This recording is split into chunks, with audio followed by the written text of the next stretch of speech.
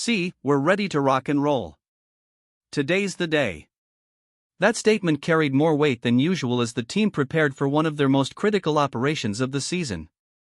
After a year filled with historic discoveries, unexpected revelations, and backbreaking effort, the work on Oak Island was reaching a pivotal moment. For brothers Rick and Marty Lagina and their dedicated team of researchers and excavators, this wasn't just another dig, it was the culmination of months of hard-earned momentum.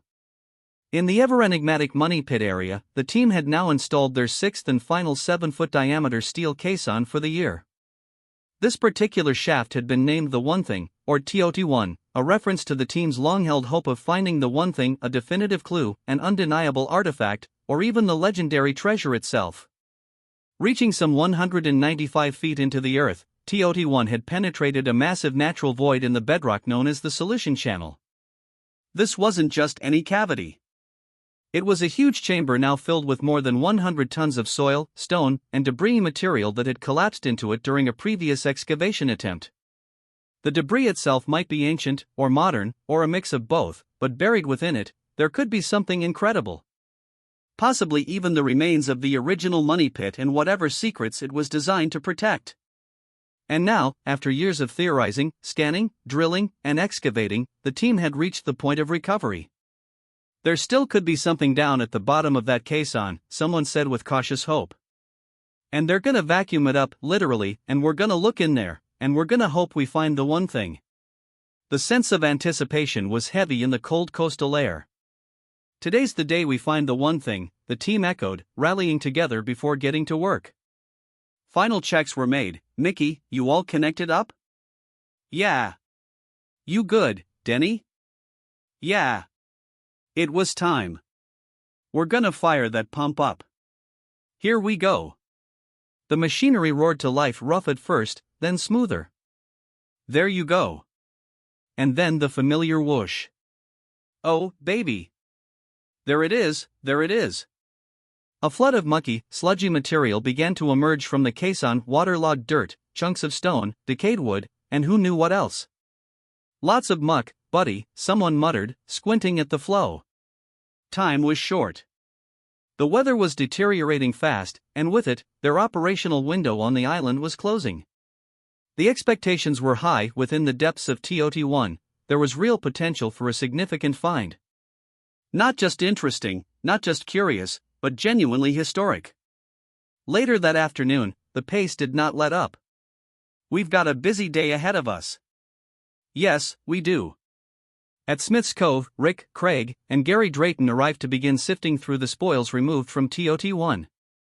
The material had now dried somewhat, giving them a better chance to visually inspect and scan for any metallic or shaped objects. Quite a mess you made down here, Bill. Isn't it? Gary had his metal detector ready, eyes scanning the surface. I believe today we're gonna find a diamond in the rough, right in that pile there, Rick commented optimistically. The team got to work, two with shovels, one with a detector. Billy, if you can scrape that off? All right.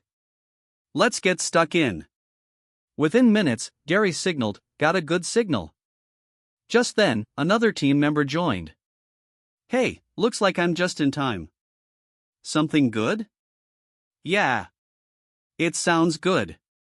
The crew gathered as Gary pinpointed the source. Let me know if you need to dig. Got to do the honors.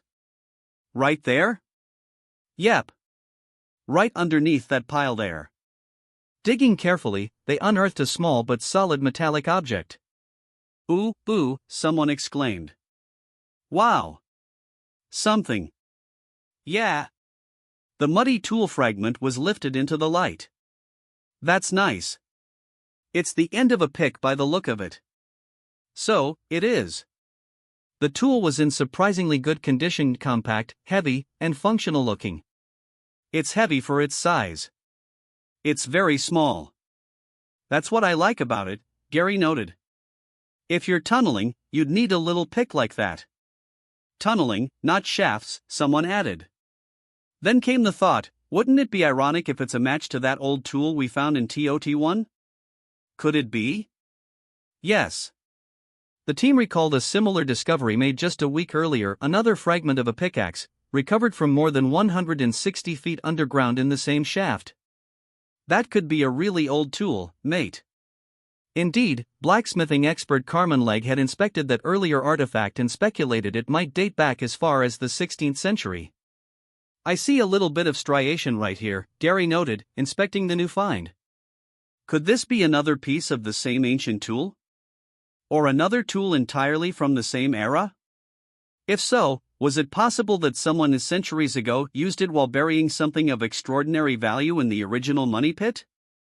The questions mounted, but time was rapidly dwindling. There was still a massive amount of spoil to process and only so many daylight hours left, not just for the day, but for the season.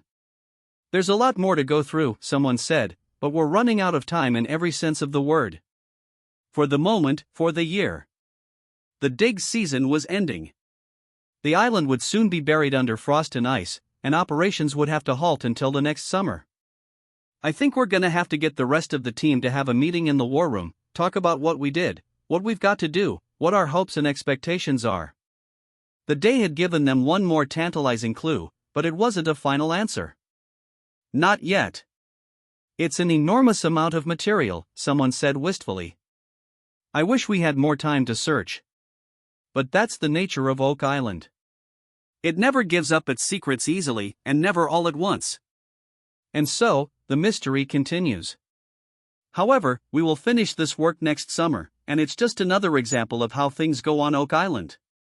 It's almost a tradition at this point, coming close to something truly significant right at the end of the season. It's both frustrating and encouraging. Frustrating because we're so close, yet time runs out. Encouraging because every ending on this island somehow becomes a beginning. That's just the nature of the mystery. What it's really telling us is that you just have to keep going. You can't give up, even when the timeline runs out for the year. The island always finds a way to keep you coming back. The following afternoon brought everyone together again. As we stepped into the meeting, there was a palpable sense of anticipation. "Hey, guys," someone greeted. "Here we be."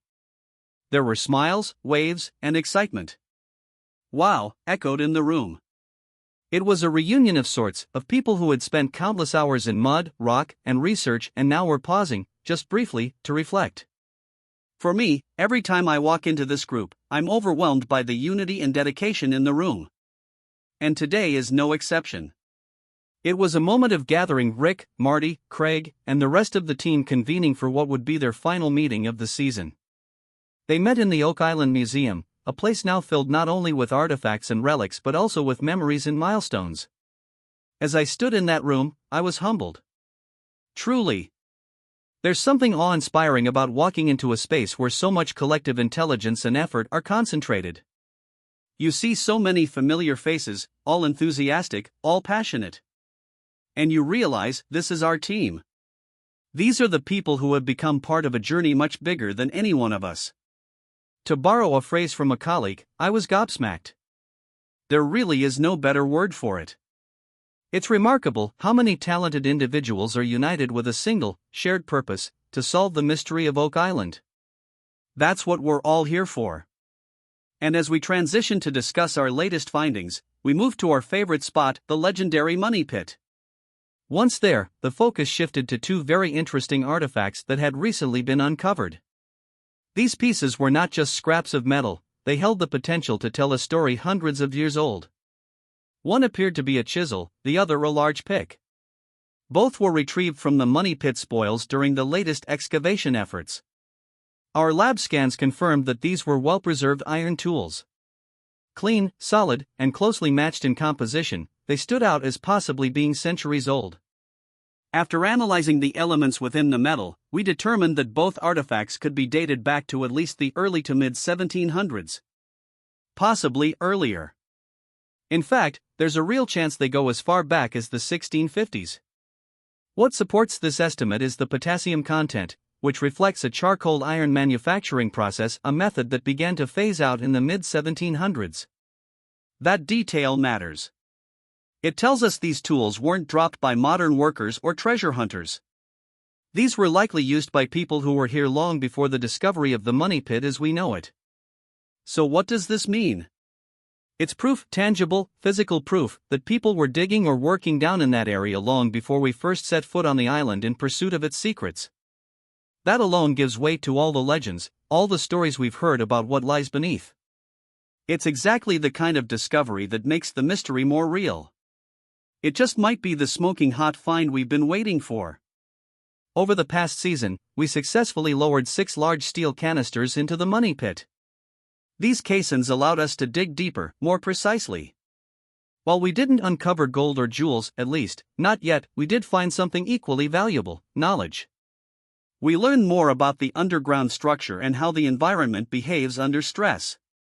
That alone is treasure to us, because it gets us closer to understanding how to proceed. It